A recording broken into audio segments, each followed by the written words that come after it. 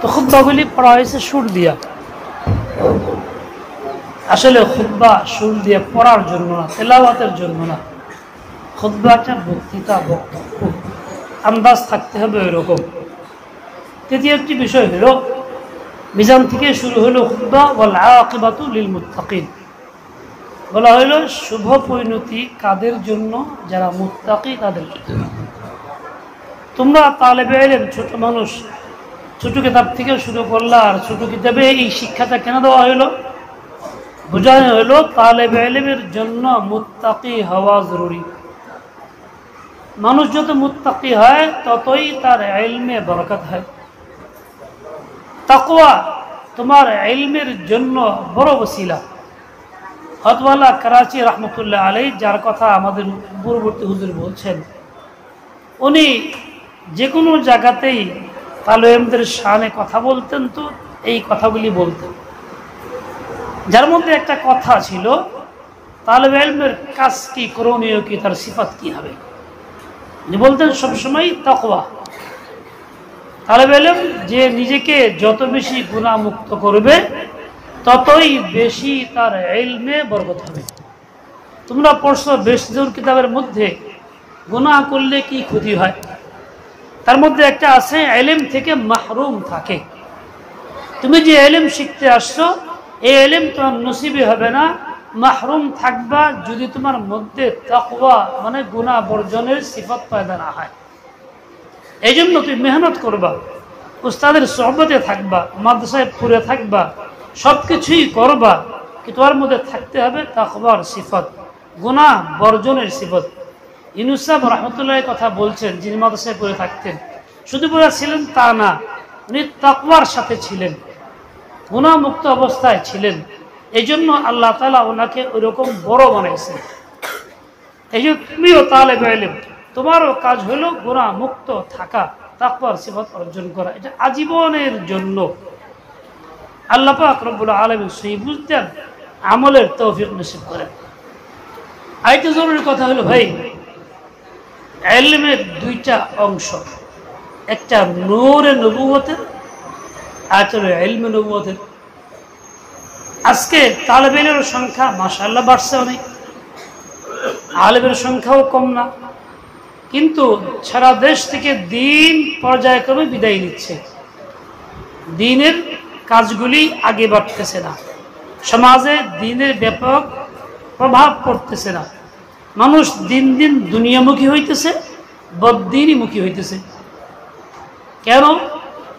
এই একটা প্রশ্নের জবাবে আল্লামা আবুল হাসান নদভী রহমতুল্লাহ আলাইহি, যার কথা হুজুর বলছেন, তিনি বলছেন, দেখো ভাই, ইলমে নবুয়তের সংখ্যা বৃদ্ধি হয়েছে, গ্রহণকারীর সংখ্যা বাড়ছে, এই জন্য তালেবে ইলমের সংখ্যা অনেক, আলেমদের সংখ্যা অনেক, কিন্তু নূরে নবুয়তের সংখ্যা বাড়ে নাই। ইলমে নবুয়তের সাথে নূরে নবুয়ত যোগ হয় নাই। কাজ ছিল ইলমে নবুয়ত শেখার সাথে সাথে নূরে নবুয়ত অর্জন করা, তাহলে তার দ্বারা সমাজের মধ্যে দ্বীনের প্রভাব পড়ত, দ্বীনের কাজগুলি সঠিকভাবে আঞ্জাম পাইত। তার মানে ইলমের সাথে যে পরিমাণ আমল দরকার কোনো আল্লাহওয়ালার সোহবতে থেকে, সেই পরিমাণ আমল নেই, আল্লাহওয়ালার সোহবত থেকে তা হাসিল করতেছি না। যার জন্য বাহ্যিক ইলম আছে কিন্তু এই ইলমের নূর প্রকাশ পাইতেছে না। আর এই জন্যই নিজের ভিতরেও আমল নেই, সমাজের মধ্যেও নেই, প্রভাবও নেই। আমি মুজাকারা করতেছি, বড়দের কথা বলতেছি, তোমাদের কাছে অনুরোধ থাকবে, আমি আমাকেও বলি তোমাদেরকেও বলি, শুধু ইলম হাসিল করব এরকম না, নূরটাও যেন হাসিল করি।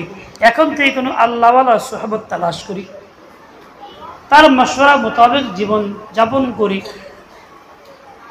পরবর্তী সময় জিন্দেগির শেষ মুহূর্ত পর্যন্ত এভাবেই থাকব, তো আল্লাহ তাআলা আমার দ্বারা দ্বীন উজালা করবেন, দ্বীন কায়েম। এই ইলম শিখার মাকসাদ কি? এক হাদিসের মধ্যে এই মাকসাদটা উল্লেখ করা আছে, তা হলো লিইউহইয়া বিহিল ইসলাম। দ্বীন কেন শিখবে? এর দ্বারা ইসলাম জিন্দা করবে। ইসলাম জিন্দা হবে কোথায়? মাঠে ময়দানে না নিজের দেহে? ইসলাম তো হার উপরে জিন্দা হয় না, ব্যক্তির উপরে হয়। আমি তুমি প্রথম ব্যক্তি যে দিন শিখতেছি আমরা জিন্দা করব, মানে আমার পুরা মাথা থেকে পা পর্যন্ত পুরাটাই এমন হবে যে ইসলামের ভিতরে থাকবে, ইসলাম দিয়েই ডুবা থাকবে, এর কোনো একটা অংশ ইসলাম থেকে দূরে না থাকে। তাহলে আমি আমার মকসদে হাসিল করতে আমি কামিয়াব হব, মকসদ হাসিল হয়ে যাবে। আল্লাহ পাক রব্বুল আলামিন আমাকে সবাইকে তৌফিক নসিব করেন।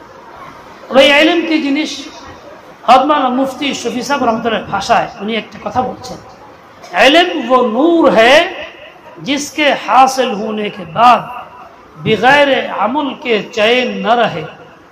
ওই নূরকে ইলম বলে যেটা হাসিল হওয়ার পরে আমল ছাড়া থাকা সম্ভব হয় না। তাহলে ইলমের সাথে আমলের সম্পর্ক যদি থাকে বোঝা গেল তার ইলম সহি অর্জন হয়েছে, আর আমলের সম্পর্ক না থাকলে বোঝা গেল সহি ইলম তার কাছে নাই, শুধু রসম আছে। আশা করি তোমরা বুঝবা, বাস্তব জীবনে পরিণত করার চেষ্টা করবা। আল্লাহ পাক রব্বুল আলামিন আমাকে তোমাকে সবাইকে তৌফিক নসিব করেন, কাউকে মাহরুম না করেন। ওয়াসাল্লাল্লাহু তাআলা আলা নবিয়্যিল উম্মি ওয়া আলা আলিহি ওয়া আসহাবিহি ওয়া বারাকা ওয়া সাল্লাম। আলহামদুলিল্লাহি রাব্বিল আলামিন ওয়াসসালাতু ওয়াসসালামু আলা সাইয়্যিদিল মুরসালিন মুহাম্মাদিন ওয়া আলা আলিহি ওয়া আসহাবিহি আজমাইন। ইয়া ইলাহাল আলামিন তুব আলাইনা আজমাইন ইন্না কাফাইনাকাল মুস্তাহজিন। আল্লাহ আমি নালায়েক গুনাহগার, বেইলম বেআমল পুঁজিহীন, আল্লাহ আমার দ্বারা কিছু হয় না, আমি অত্যন্ত বড়, মনেও দুর্বল, শরীরেও দুর্বল। ইয়া আল্লাহ আমার এই কমজোরিকে দূর করে দেন, শক্তিশালী বানায় দেন। আল্লাহ ইলম আমলের সমন্বয় করার তৌফিক দেন। ইয়া আল্লাহ আমার কারণে কাউকে মাহরুম করবেন না, কাউকে বঞ্চিত করবেন না। বাচ্চাকে কবুল করেন, প্রত্যেকের জেহেন শক্তি বাড়ায়া দেন। ইয়া আল্লাহ প্রত্যেকে আলেম হাক্কানি আরিফে রব্বানি বাড়ায়া দেন। ইলমে নবুয়তের সাথে নূর নবুয়তকে গালিব করে দেন, মুখলিসিন মুখলাসিন বানায়া দেন। মাদ্রাসাকে কবুল মঞ্জুর করে দিন দুগুনা রাত চুগুনা তারাক্কি দিয়ে দেন। যারা এর সাথে সম্পৃক্ত কমিটির সদস্যবৃন্দ আল্লাহ এবং যারা খায়ের খা সবাইকে আপনি উত্তম থেকে উত্তম বিনিময় দান করেন। যারা চাইছেন দোয়া তাদের জন্য, যারা চাইতে পারেনি তাদের জন্য, আমাদের তাদের আপনজন যারা চলে গেছে আমাদের সকলের আপনজন সবাইকে রহম করম করেন, মাফ করে দেন। খাস করে পাশের কবরস্থানে যারা সবাইকে রহম করম করেন। ইয়া আল্লাহ চতুর্দিকে বদ্দিনী হাওয়া গালিব হয়ে গেছে, আমরা মাগলুব হয়ে পড়তেছি। ও আল্লাহ আপনি রহম করম না করলে মাগলুব হইতে হইতে শেষ হয়ে যাব। আল্লাহ আমাদের হককে গালিব করে দেন, বাতিলকে মাগলুব করে দেন। ইয়া আল্লাহ প্রচন্ড তাপ, আল্লাহ আমরা কমজোর দুর্বল, তাই সহ্য করতে পারি না। এটা তো অস্বাভাবিক না, অতিরিক্ত না, আপনি দিয়েছেন প্রয়োজনে, কিন্তু আমরা পারি না। ও আল্লাহ তাপকে দয়া করে কমায় দেন, রহমতের বৃষ্টি দ্বারা দেশ এবং জাতিকে সায়লাব করে দেন, রহমতের বৃষ্টি দ্বারা দেশ ও জাতিকে সায়লাব করে দেন। ও আল্লাহ সব ফিতনা হটায় দেন। আল্লাহ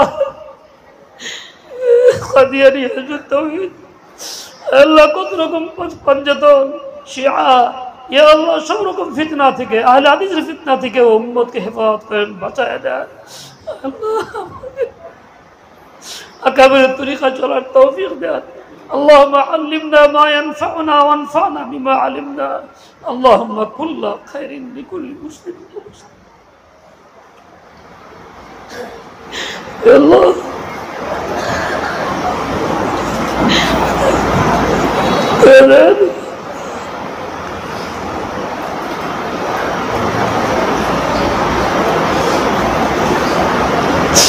اللهم زدنا التقوى. الله آت نفسي تقواها وزكها أنت خير فاحفظها بما تحفظ بعبادك الصالحين برحمتك يا